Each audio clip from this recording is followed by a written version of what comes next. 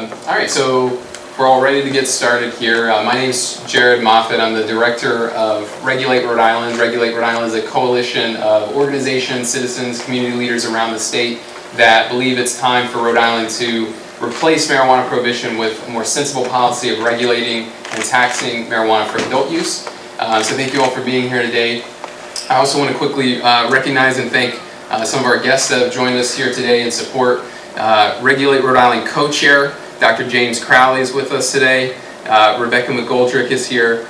Beth Comrie, a former Providence police officer. Michelle McKenzie, a public health researcher. Maura Walsh, a representative that's going to be a big fighter for us this year. And Representative Aaron Regenberg, who's also going to be supportive of this effort. So thank you very much for being here. I really appreciate it. And in a second, we'll have the sponsors of the legislation come and speak. So, we think this is a very timely issue. Massachusetts, as most folks know, did approve a ballot initiative to regulate and tax marijuana like alcohol, as well as Maine in the 2016 election. So there's now 8 states that have passed laws to do this. Rhode Island is, looking for revenue. Rhode Island is looking to create jobs. And not only that, this is an improvement in terms of public health and public safety. So we think that for a lot of different reasons, this is a bill that should be taken up and passed this year. So with that, I'm going to introduce Senator Miller, the primary sponsor in the Senate, and let him share a few words. Thank you so much for being here, Senator Miller.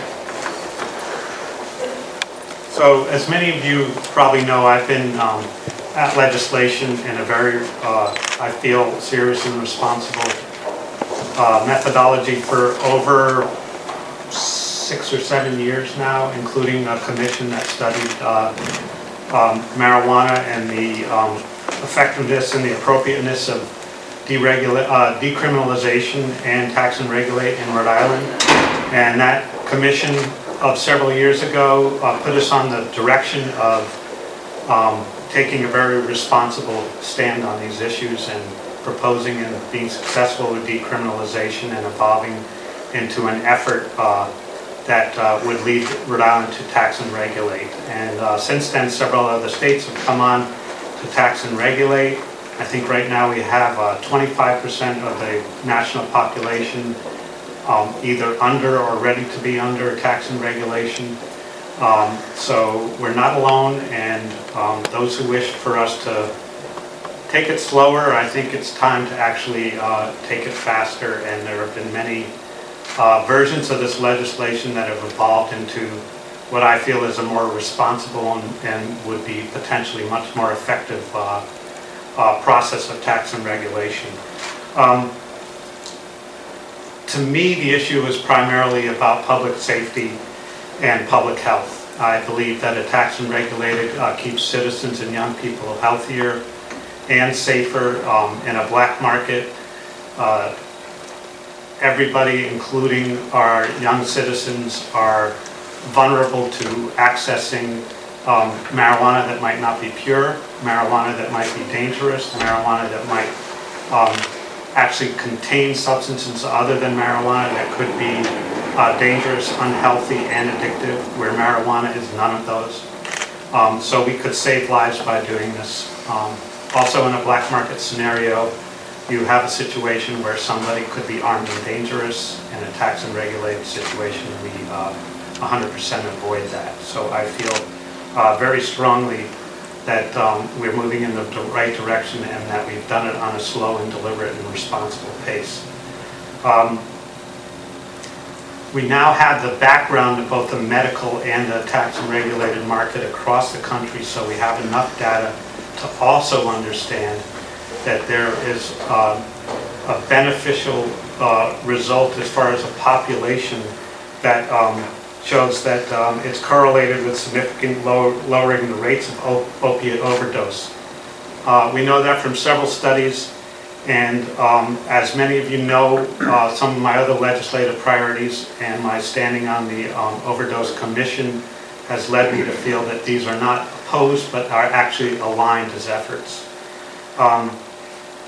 Many of the issues that have been raised by the governor and other stakeholders are included in this bill, and that's why I think we finally have something, not only because we have neighboring states, but because we have legislation that directly addresses issues that have come up and people have asked us to address, including mandatory product testing and labeling, strict restrictions on advertising to minors, funding dedicated to the enforcement of impaired driving, tight regulations on edible marijuana products and phasing in of those products, a prohibition on products with designs that may appeal to young people, and a mandatory product review process for all edibles, and also, like I said, a slowing of those products coming into the tax and regulated system.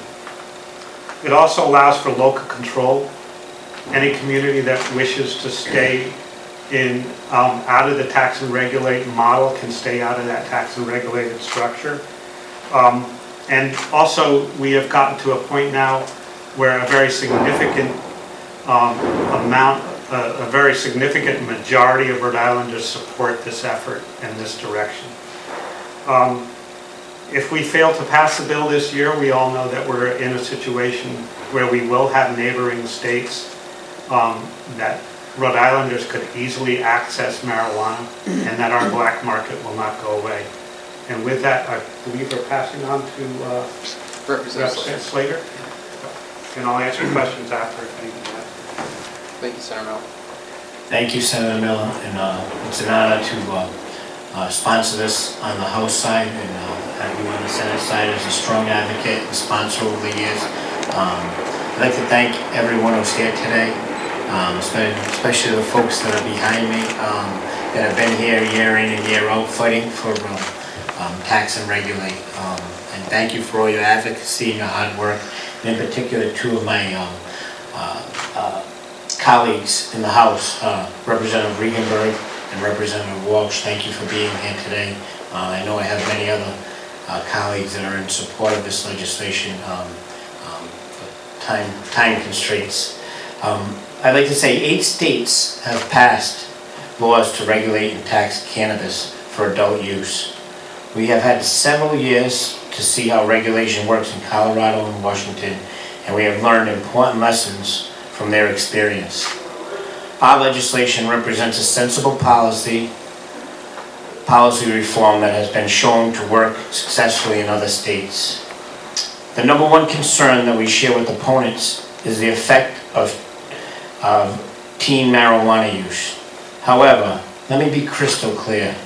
Multiple studies of teens in Colorado, Washington, and other states have shown that teen marijuana use has not increased in those states that have legalized marijuana for adults.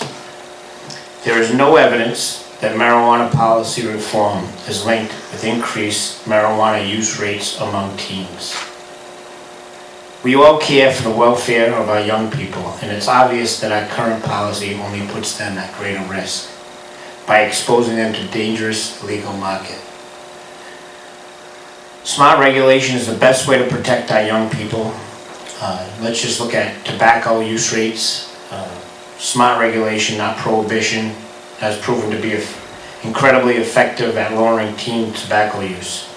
There is no reason we cannot use those same tools with marijuana as well. What is also crystal clear is that regulating and taxing marijuana has been tremendously positive effect for economies in Colorado and Washington. Colorado is estimated to have generated $200 million in tax revenue from marijuana in 2016 alone.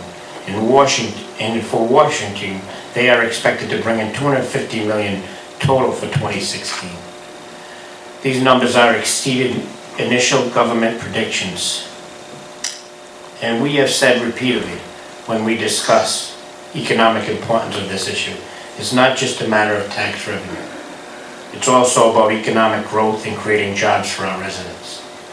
In Colorado, the government has issued more than 28,000 active occupational licenses for people who work in the legal marijuana economy. With this legislation, we have the opportunity to bring that kind of job growth to Rhode Island. Our fellow lawmakers have repeatedly said that improving Rhode Island's economy is their #1 priority.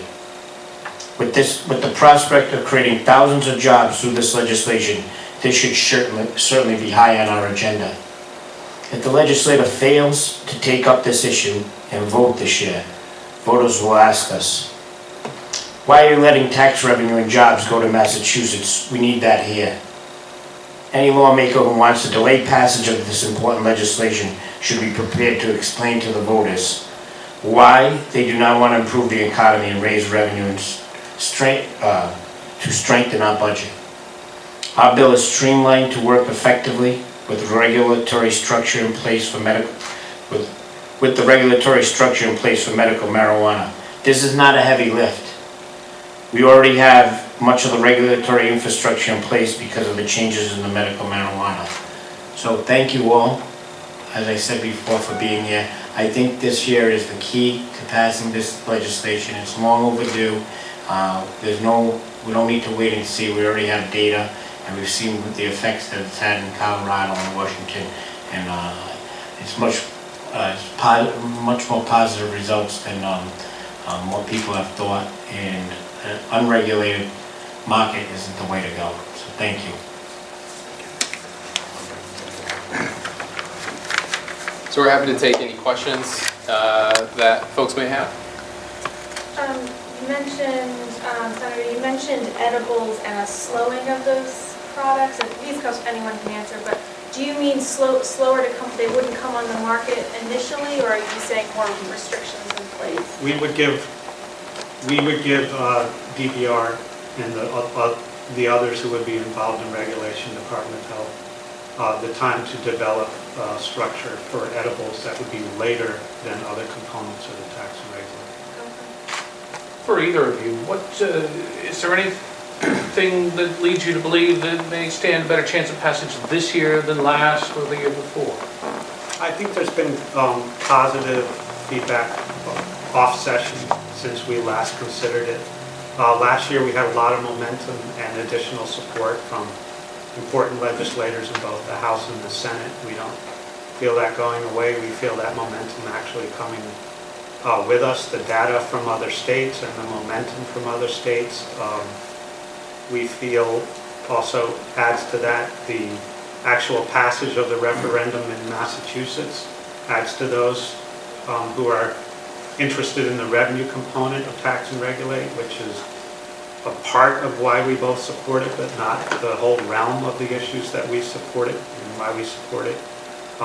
But those who are more interested in the finances see that in a situation where we have a border state that's going to be tax and regulate within 18 months, that there's an inevitable traffic that will happen between Rhode Island and Massachusetts, and whether they strongly supported it or not, it's going to be part of our commerce. And do we want that commerce to be have a Rhode Island economic benefit or not? I agree with a lot of the points that Senator Miller had just stated, but what I will say is that overall, where it's been put on the ballot, the voters have approved it. So the general public, and in the polls that we've done in Rhode Island, are supportive of this.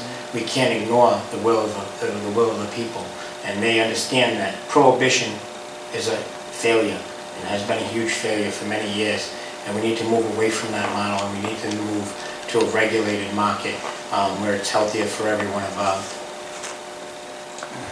It looks like you're looking at a combined 30% tax on sales here. That's obviously a lot higher than what Massachusetts just passed. I think Rhode Island, if you put all of the components, if you put the sales tax plus their excise, theirs is about 27.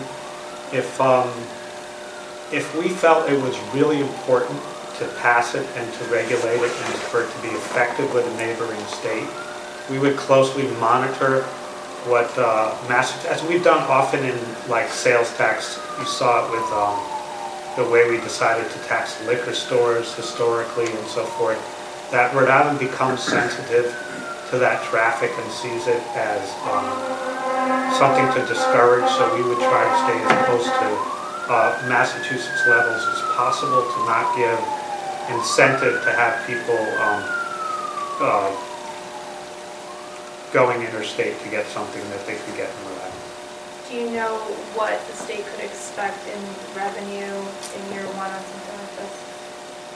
Well, if you look at Colorado and Washington and see what they did, and Colorado has a population of about 6 million. And they got 250 million. I think Rhode Island can expect more revenue than 1/6 of that, because we live in a region that's a lot more densely populated, that has, we're a smaller state with a lot more commerce between states, and it's going to be hard to regulate all that commerce. So I think we can expect more in here. And it looks like you're proposing every person over 21 could grow one plant, and they would have to be tagged and tracked. Is that sort of maybe a compromise tactic with some of the people who've been more reluctant? It's something that we know we're going to have to discuss as we go forward in hearings. I think Massachusetts is 5 plants? Is that 6 right? plants. 6. Yeah.